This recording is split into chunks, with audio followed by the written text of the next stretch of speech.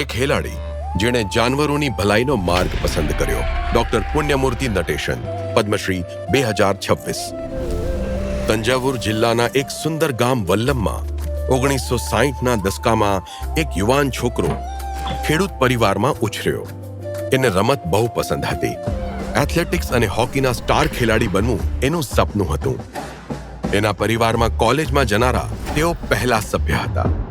તેઓ તેમના દાદાના બહુ લાડકા હતા। કોલેજમાં ભણવા માટે જ્યારે હું મારા દાદાજી પાસે આશીર્વાદ લેવા ગયો ત્યારે એમણે કહ્યું, કંઈક એવું શીખ કે જે ખેડૂતોને કામ લાગે। એ મારા જીવનનો નિર્ણાયક વળાંક હતો। ત્યારે હું માત્ર બીએસસી એગ્રીકલ્ચર વિશે જાણતો હતો। મને વેટરીનરી સાયન્સ વિશે જાણકારી નહોતી। મારા મિત્ર અને સહાધ્યાયી વીર પાંડિયને આ વિશે પરિચય કરાવ્યો। યુવા પુણ્યમૂર્તિ 70ના દાયકાના મધ્યમાં મદ્રાસ વેટરીનરી કોલેજ પહોંચ્યા। તેઓ ભણવામાં તો હોશિયાર હતા જ, સાથે સાથે તેઓ લગાતાર 2 વર્ષ સુધી કોલેજ એથ્લેટિક્સ ચેમ્પિયન પણ રહ્યા। થોડા વર્ષો પછી તેઓ ઈરોડના કૃષિ વિજ્ઞાન કેન્દ્રમાં કાર્યરત થયા।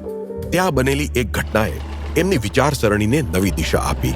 હું ઈરોડમાં એક યુગલ દ્વારા ચલાવાઈ રહેલા પોલ્ટ્રી ફાર્મમાં ગયો। મરઘીઓ સ્વસ્થ દેખાતી હતી અને બરાબર ખાતી હતી, છતાં ઈંડા નહોતી આપી શકતી। રેકોર્ડથી ખબર પડી કે એમને એક પરજીવી રોગ કોક્સીડિયોસિસ માટે 10 અઠવાડિયા સુધી સલ્ફાનામાઇડ નામની દવા આપવામાં આવી હતી, જેના લાંબા ગાળાની અસર એમના પ્રજનન પર પડી અને ઈંડા ન આપી શકી। જો આપણે ભવિષ્ય માટે એન્ટીબાયોટિક્સ બચાવવી હોય તો સમજદારીથી એમનો ઉપયોગ કરવો જોઈએ અથવા એમના વિકલ્પો શોધવા પડશે। આ વાત હું જાણી ગયો।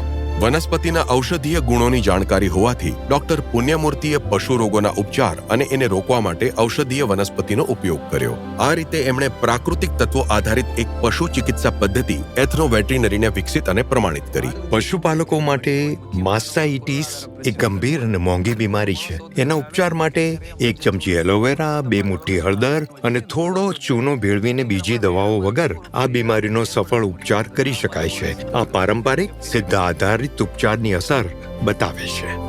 એમના ઉપચારથી લાખો ગાયો અને ખેડૂતોને ફાયદો થયો।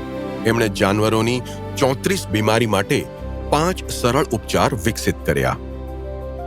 એક જવાબદાર પશુ ચિકિત્સક તરીકે સ્વસ્થ દૂધ, ઈંડા અને માંસ આપવા જેટલા જરૂરી છે એટલા જ જરૂરી ગાયોના સ્વસ્થ ગોબર અને મૂત્ર પણ છે, જેથી માટીનું સ્વાસ્થ્ય કાયમ રાખી શકાય। ભવિષ્ય માટે એન્ટીબાયોટિક્સ બચાવવા અમે એથ્નોવેટરીનરી ચિકિત્સા વાપરીએ છીએ। ડોક્ટર પુણ્યમૂર્તિની બધી જ શોધો બધા માટે નિઃશુલ્ક છે।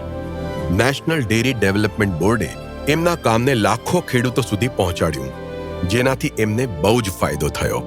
હું હૃદયથી એક ખેલાડી છું, એટલે મારા બધા કામ હું પ્રેમથી કરું છું। ડોક્ટર પુણ્યમૂર્તિ નટેશન, પદ્મશ્રી 2026।